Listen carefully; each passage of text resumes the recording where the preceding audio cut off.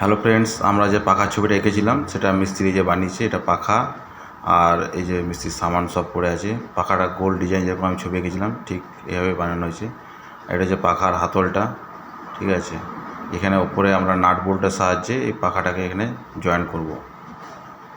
এই পাখার ডিজাইনটা দেখুন, যেরকম আমি ছবিতে এঁকে দিয়েছিলাম মিস্ত্রি সেমভাবে বানিয়ে দিয়েছে। আর এটা হচ্ছে হাতল পাখাটা।